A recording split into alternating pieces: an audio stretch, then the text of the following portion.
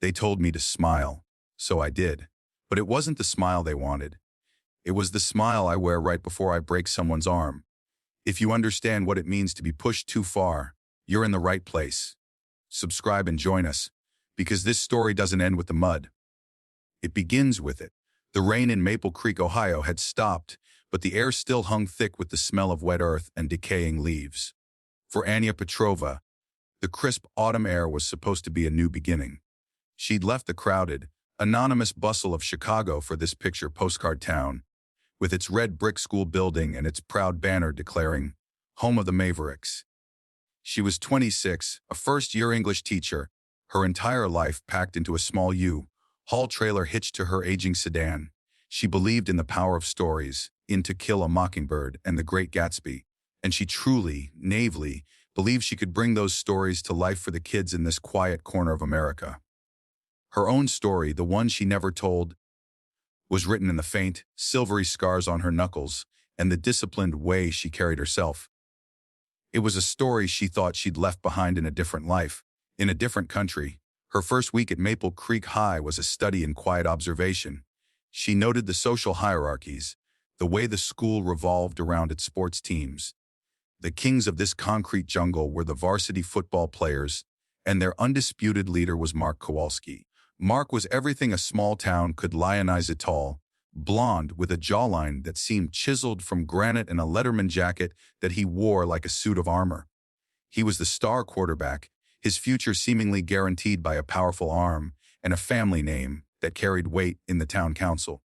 Anya saw the way other students parted for him in the halls, the way teachers gave him a knowing, indulgent smile when he sauntered into class 5 minutes late. She saw the arrogance, the sense of entitlement, that clung to him like cologne, but she was a professional.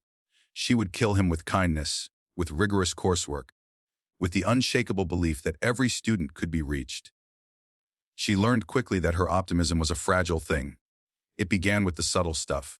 A drawing left on her desk, a crude depiction of her with a babushka headscarf and the words, "Go back to Russia," scrawled underneath.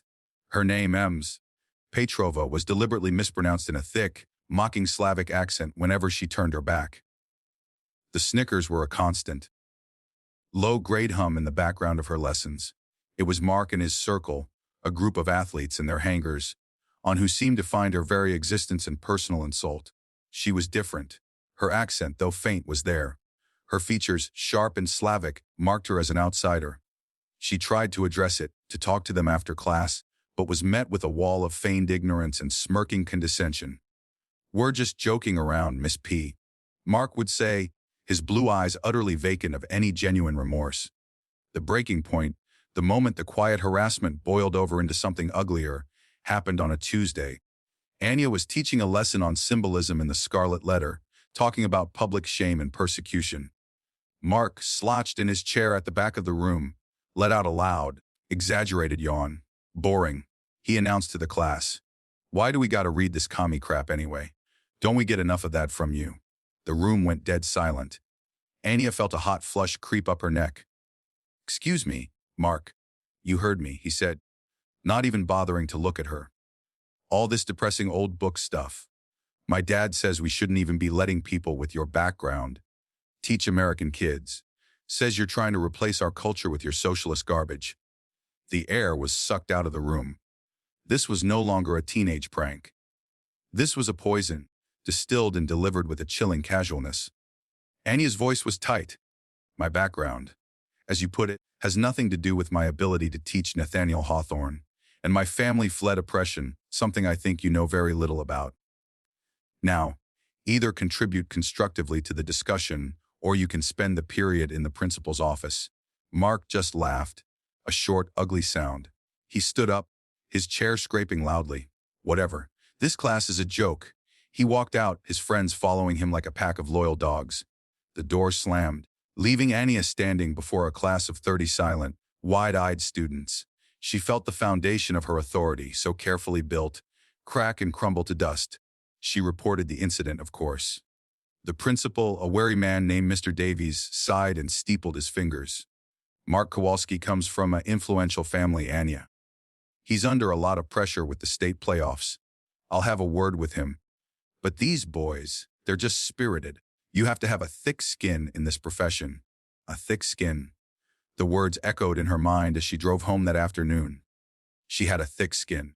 She'd had one since she was 8 years old, and her father, a man with eyes as cold as a Siberian winter, had first taken her to the dojo. "The world is not kind to those who look like us, Anya," he'd said, his voice a low rumble. "It will try to break you. You must learn to be unbreakable." She had learned. For 10 years she had learned. Kyokushin Karate, the way of the ultimate truth. It was a brutal, full-contact discipline that forged the spirit in fire and pain. She had gotten her black belt at 16, a prodigy in a world of discipline and control.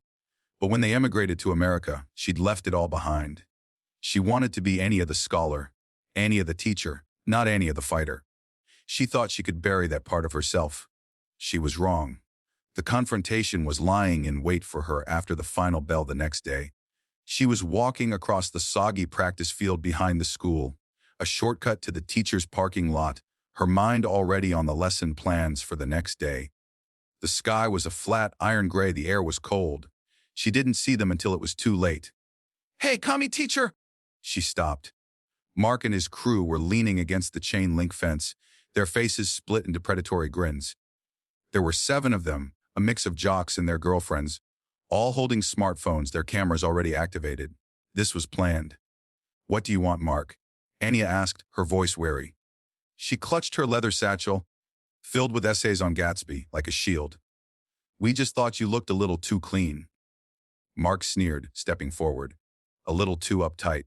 This is a football town. We get dirty here. We thought you could use a lesson in getting your hands dirty." He gestured to a large, deep puddle of murky, brown water and churned up mud near the 50-yard line. "This isn't funny," Anya said, her heart beginning to hammer against her ribs. She started to walk away, to circle around them, but 2 of the larger boys moved to block her path. "Oh, I think it's hilarious," Mark said. He moved with the quick, confident grace of an athlete, closing the distance between them in a few strides. "My dad said you probably never even seen a shower. Said people from where you're from live in filth. So consider this us helping you out." Before she could react, he shoved her hard. Anya stumbled backward, her feet slipping on the wet grass. She landed with a sickening squelch in the center of the mud puddle. Icy, filthy water soaked through her light beige cardigan, her white top, her khaki shorts. The shock of the cold stole her breath. The laughter erupted around her, sharp and piercing, amplified by the fact that it was being recorded for posterity. "Get up, Petrova," someone yelled. "She looks right at home there," another voice chimed in. Tears of pure, hot shame pricked at her eyes. She tried to stand, but the mud was thick and suctioned at her legs. And then Mark was there, looming over her. "Nah, not yet," he growled. His face was a mask of triumphant cruelty. He placed both of his large, strong hands on the top of her head, his fingers tangling in her messy bun. "You need a proper wash." And with all his strength, he drove her head down, forcing her face into the freezing, suffocating mud. The world went dark and thick. Mud filled her nostrils, her mouth. She couldn't breathe. The laughter was muffled, distant, like something from a nightmare. This was more than humiliation. This was a violation. It was the racist taunts given physical, brutal form. In that moment, submerged in the filth they had chosen for her, something inside Anya Petrova shattered. But it wasn't her spirit. It was the cage she had built around it. The lock forged by her desire for a quiet life broke. The Anya who wanted to be gentle, who wanted to only use words, receded. And the other Anya, the one forged in the dojo, the one her father had made unbreakable, rose to the surface. She held her breath, letting her body go limp for a second, playing the victim. The pressure on her head lessened slightly as Mark, believing he had won, started to laugh even harder. It was the opening she needed. With a burst of explosive power that came from a decade of muscle memory, she erupted from the mud. It wasn't a slow, struggling rise. It was a movement of pure, terrifying efficiency. She came up spinning, mud flying from her in a dark arc. Mark, startled, took a half step back, his laughter dying in his throat. The phones were still recording, now capturing a completely different scene than the one they had anticipated. Anya's body was coiled, a spring of unleashed fury. Her face, now a grotesque mask of dripping brown sludge, was utterly transformed. The humiliation was gone, replaced by a calm, terrifying focus. Her eyes, the only clean things on her, were like chips of glacial ice. She didn't scream. She didn't yell. Her voice, when it came, was low, flat, and carried a deadly chill that silenced the last of the snickers. "You should not have done that." A Mark, recovering his bravado, puffed out his chest. "Or what? Mud girl, you gonna cry? Gonna tell Principal Davies?" He took a threatening step toward her, raising his hands like he was going to shove her again. It was the last mistake he would make. Anya moved. It was a blur. She didn't throw a wild, angry punch. She executed a technique. As Mark lunged, she sidestepped with fluid grace, her mud-slick body evading his grasp effortlessly. Her left hand shot out not to strike, but to capture his extended wrist. She twisted, using his own momentum against him, pulling him off balance. It was so fast, so precise, it looked like a dance. A brutal, unforgiving dance. A grunt of surprise and pain escaped Mark's lips as he stumbled forward. Anya didn't stop. Pivoting on the ball of her foot, her right leg became a piston. She didn't kick him in the shin or the stomach. She delivered a thunderous, bone-jarring roundhouse kick directly to the meat of his thigh. The sound was a sickening thwack that echoed in the sudden silence of the field. It was a Chad-Dan Mawashi Jerry, a kick designed to destroy an opponent's leg and end a fight before it began. Mark screamed. It was a high, pathetic sound, utterly alien coming from the school's golden boy. His leg buckled instantly, and he collapsed to the ground, clutching his thigh, his face a contorted mask of agony. He writhed in the mud, the pristine Letterman jacket now smeared with the same filth that covered his teacher. The group of students stood frozen, their phones still held aloft, but now they were recording their fallen leader's whimpering.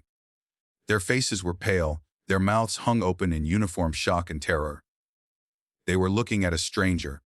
The meek, quiet English teacher was gone. In her place stood a warrior, breathing steadily, her body a testament to a power they could not comprehend. Anya slowly turned her head, her icy gaze sweeping over each of them. One of the boys, emboldened by panic or stupidity, took a step forward. "You bitch!" he yelled, charging her. Anya didn't even flinch. As he got within range, she dropped into a lower stance and delivered a short, devastating punch to his solar plexus. It was a chokuzuki, a straight punch that traveled barely 6 inches but carried the full weight of her body and a lifetime of training. The air left his lungs in a whoosh, and he folded in half, collapsing to his knees, gasping like a fish out of water. The rest of them backed away, their bravado completely evaporated. They were looking at a predator. Anya stood over the 2 moaning boys in the mud. She reached down, not to help them, but to grab the front of Mark's precious Letterman jacket. She hauled his face close to hers. Mud and tears streaked his cheeks. "You listen to me, you pathetic little boy," she whispered, her voice vibrating with a fury so controlled it was more frightening than any scream. "My family fled real monsters. We crossed oceans to find a place where we could be safe. We came here for freedom, and I will not be made to feel small by a spoiled, ignorant child who has never known a day of real struggle in his pampered, privileged life." She gave him a slight shake. "The mud? This humiliation? This is nothing. You have no idea what real pain feels like. But if you ever speak to me or any other person in this school with that kind of hate again, I will personally show you. Do you understand?" Mark, sobbing, his legs screaming in pain, could only nod, a frantic, terrified bobbing of his head. Anya released him, letting him slump back into the muck. She stood up, her body aching, the cold finally seeping into her bones. She looked at the ring of silent, terrified students, their phones now lowered, their purpose forgotten. "The next time you decide to bully someone," she said, her voice carrying across the field, "remember this. Remember what happens when you push a person too far. You have no idea what kind of strength someone is hiding. You have no idea what battles they have already fought." She turned and began to walk away, her steps steady and sure despite the mud weighing her down. She didn't look back. She walked past the gaping students, past the fence, and toward the parking lot. The revenge was not sweet. It was necessary. It was a line being drawn in the mud, literally and figuratively. It was the death of one version of herself and the brutal, messy rebirth of another. The fallout was seismic. The videos, of course, were leaked. They were edited, of course, often starting with Anya's explosive retaliation, making her look like the aggressor. but a few full versions surfaced, showing the initial shove, the head being forced into the mud, the racist taunts. The town fractured. There were parents, led by the Kowalski family, screaming for her to be fired, arrested, deported. They called her a violent thug, a danger to children. But there were other voices too. Students who had been silent bystanders for years finally spoke up. They told their parents about the constant harassment, the toxic culture Mark and his friends cultivated. The school board launched a full investigation. Anya was placed on paid administrative leave, a purgatory of waiting. She sat in her small apartment, watching the storm rage on social media and local news. She felt numb. She had defended herself, but she had also lost the career she loved. Or so she thought. A week into the leave, a knock came at her door. It was Mr. Davies, the principal, looking more haggard than ever. But beside him was a woman she recognized as Sarah Jennings, the president of the school board, and a man she didn't know. Anya, Mr. Davies began, his voice heavy. This is complicated. Sarah Jennings stepped forward. Ms. Petrova, we've completed the initial phase of our investigation. We've interviewed over 24 students. The picture they've painted of Mark Kowalski and his friends' behavior, it's damning. What they did to you was assault, plain and simple. The racist language is completely unacceptable. We're also aware of your background, the man said, introducing himself as the district's legal counsel. Your rank in Kyokushin Karate. It seems you exercised incredible restraint. Anya looked at them, bewildered. Restraint. The police surgeon examined Mark Kowalski, the lawyer explained. He has a severe deep tissue bruise. The doctor said a kick with full force, properly placed, could have shattered his femur. You ended the threat with minimal necessary force. Legally, you were within your rights to defend yourself. The board has voted, Sarah Jennings said, her voice firm. Your leave is over, effective immediately. We want you back in the classroom on Monday. Furthermore, Mark Kowalski has been expelled. Several other students involved have received long-term suspensions.